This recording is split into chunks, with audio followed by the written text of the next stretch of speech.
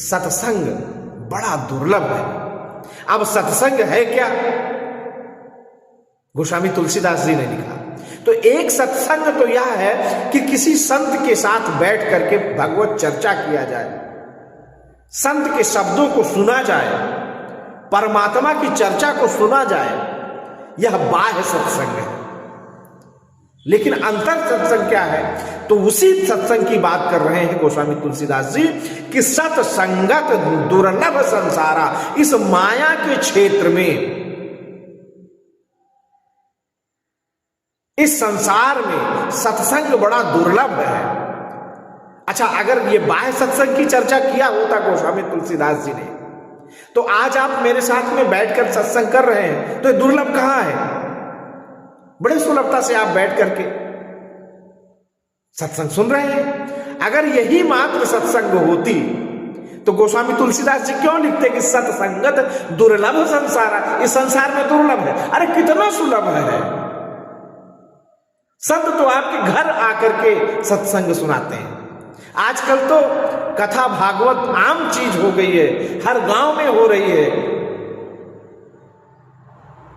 तो कहां दुर्लभ है? सुलभ है। अगर यही सत्संग है, केवल मात्र यही सत्संग होती तो गोस्वामी तुलसीदास जी लिखते कि सत्संगत सुसुलभ संसारा, बहुत सुंदर से सुलभ है।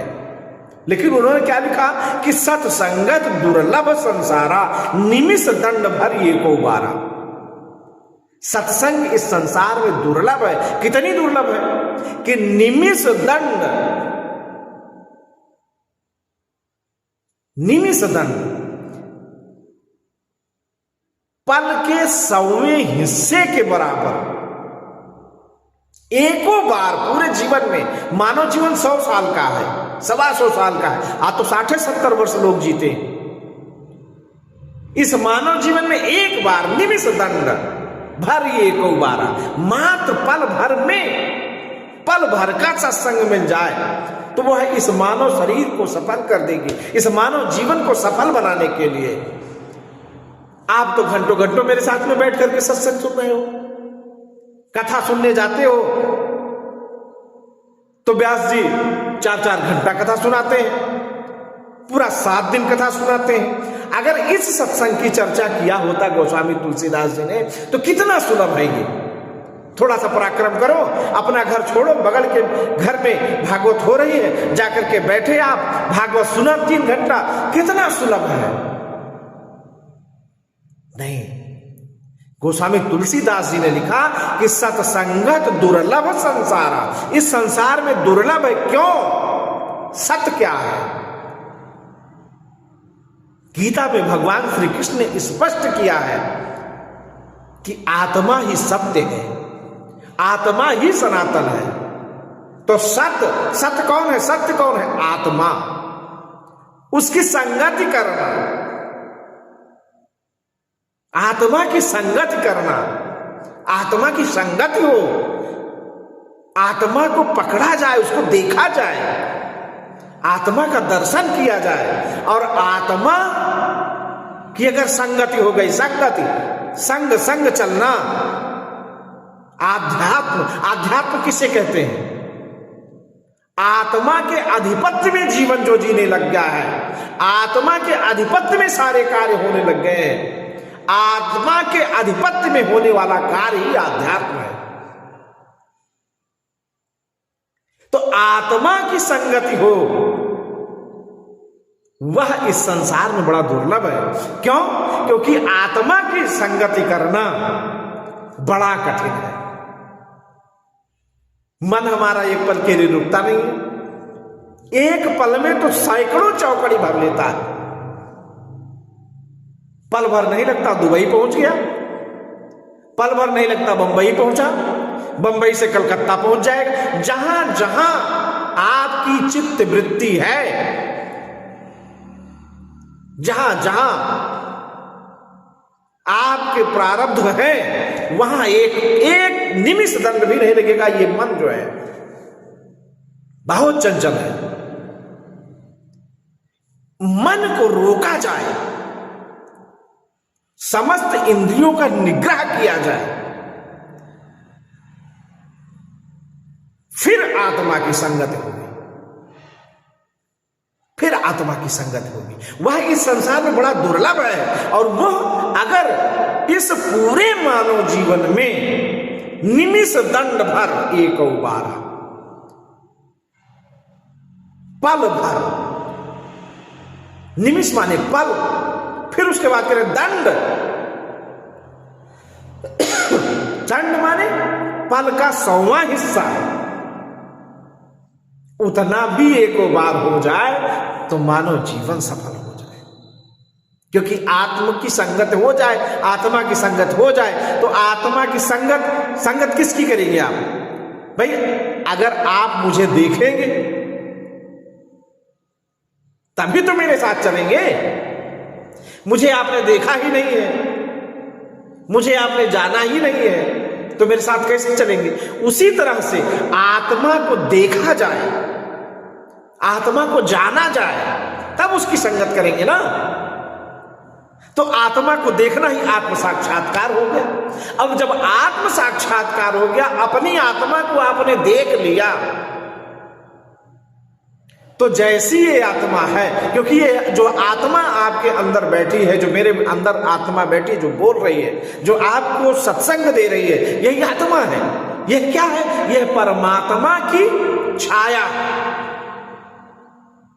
छाया जैसे आप जाते हैं तो परछाई आपकी नहीं होती, परछाई जहां आप होंगे वहीं परछाई आपकी होगी। तो यह आत्मा उस परमात्मा की परछाई है। अगर आपने आत्मा को देख लिया तो परमात्मा आपसे विलग कैसे रह सकते हैं? गोस्वामी तुलसीदास जी ने फिर एक इशारा किया है कि जानत तुम्हें हो जाए। जो इस आत्मा को जान जाता है वह परमात्मा को जान जाता है, और जो परमात्मा को जान जाता है स्वयं परमात्मा हो जाता है। तो निमिष दंड भर एक उबारा, अगर यह पूरे जीवन में पल भर मात्र हो जाए तो इस मानव जीवन को सफल कर देगा, कृतकृत्य कर देगा। और उसे कहते हैं कैवल्य पद की प्राप्ति। मोक्ष वही मोक्ष है, आत्म साक्षात्कार करना ही मोक्ष है। यह इस संसार में बड़ा दुर्लभ है। तो संगत आत्मा की हो तब सत्संग, सत्संगत, सत माने आत्मा, और आत्मा की संगति होना ही सत्संग है। और बाह्य सत्संग, देखें यह संसार दो प्रकार की है। यह शरीर जो है, जितना इस शरीर के अंदर है उतना ही पूरे सृष्टि में है। सब कुछ जितना अंदर है उतना ही बाहर है। बाहर अनंत है, अंतर बिंदु है। गोस्वामी तुलसीदास जी ने इशारा किया, और गीता में भगवान श्री कृष्ण ने भी अर्जुन से कहा कि अर्जुन, बाहर संसार का बड़ा विस्तार है, यह अनंत है, और अंतःकरण में अगर आएंगे तो बिंदु है। आप अनंत की तरफ जाएंगे तो अनंत का कभी पार नहीं मिलता है, लेकिन जब बिंदु की तरफ आएंगे तो बिंदु आपको मिल जाएगा। बिंदु मिल जाएगा तो परमात्मा आपको मिल जाएगा। बिंदु कौन है? बिंदु ही तो परमात्मा है। अनंत कौन है? अनंत भी परमात्मा है। लेकिन अनंत अनंत है, आप चलते चले जाओगे कभी नहीं मिलेगा, और बिंदु की तरफ आओगे तो आपको सब कुछ मिल जाएगा। तो उसी तरह से सत्संग भी दो प्रकार की है, बाह्य सत्संग और अंतःकरण की सत्संग। अंतःकरण की सत्संग, सत माने आत्मा, आत्मा की संगत करना सत्संग है। और बाह्य सत्संग है संतों के साथ में जिसने आत्म साक्षात्कार कर लिया हो, जो आत्म संगति करने की प्रक्रिया जानता हो, जो आत्म संगति करने का पराक्रम कर रहा हो, जो आत्म संगति करने के लिए प्रयत्नशील हो, उसके साथ में बैठ करके उसके वचन को जानना और उस आत्म संगति की क्रियाओं को जानना सत्संग है। यह बाह्य सत्संग है। जैसे मैं आप सबको बैठ करके बता रहा हूं, तो यह आत्मसंग, मैं चर्चा किस चीज की कर रहा हूं? आत्मसंगति की ही चर्चा कर रहा हूं। यह बाह्य सत्संग है। इससे आपको ज्ञात होगा। और अंतर जब आप सत्संग करेंगे, अपनी आत्मा की आप संगत करने के लिए सोचेंगे, तो वो जब आत्मा को आप पाएंगे तो अनुभूति होगी। मेरे बताने से केवल अनुभव आपको हो रहा है, लेकिन आप स्वयं जब करेंगे तो आपको अनुभूति होगा, आपको अनुभूति हो जाएगा। आप अपनी आत्मा को स्वयं जानेंगे और स्वयं परमात्ममयी होने के लिए, स्वयं परमात्ममयी होने के लिए आप तत्पर होंगे। तब आपको यह आत्मदर्शन होगा, आत्मदर्शन होगा। उसी को आत्म साक्षात्कार कहा जाता है। और जब आत्म साक्षात्कार हो गया तो परमात्मा साक्षात्कार, आत्म साक्षात्कार परमात्मा, क्योंकि अद्वैत है, ये दो नहीं है, आत्मा और परमात्मा दो नहीं है। केवल जब तक हमारे विचार में द्वैत भाव है, जब तक हम दो मान रहे हैं, मान कब तक रहे हैं? यही मानना ही तो सत्संग नहीं करने देता है। यही भ्रम माया है कि आत्मा और परमात्मा दो है। आत्मा और परमात्मा एक ही है। बस जब हम आत्मा को देख जाएंगे, आत्मा को पकड़ लेंगे तो परमात्मा पकड़ में आ जाएगा। छोटा सा उदाहरण क्या है? एक शब्द हम कहते हैं ईश्वर। किसको कहते हैं? परमात्मा को ईश्वर कहते हैं। स्वर क्या है? स्वर यही है, श्वास मेरी अंदर गई बाहर, यह स्वर है, यह स्वर चल रहा है। देखें, परमात्मा के नाम में इशारा है, ईश्वर। यह जो स्वर चल रहा है यही ईश्वर है। इसको पकड़ो, जो गया, जो बाहर आया, इसको पकड़ो, ईश्वर मिल जाए। श्वासों को पकड़ो, श्वासों की माला पे सुमिरू में पिए का नाम। श्वासों को पकड़िए। जब हम श्वास को पकड़ लेंगे, ये श्वास कहां तक जाती है? श्वास डोर के संग में, शून्य महल में जियो। ये श्वास वहीं तक जाती है जहां पर आत्मा बैठी है। शून्य महल, जहां पर ये श्वास का डोर टूट जाए, वहीं पर जीव है, वहीं पर आत्मा है। तो श्वासों का जब आप संगत करेंगे, श्वासों को पकड़ेंगे, तो जहां वो खत्म होती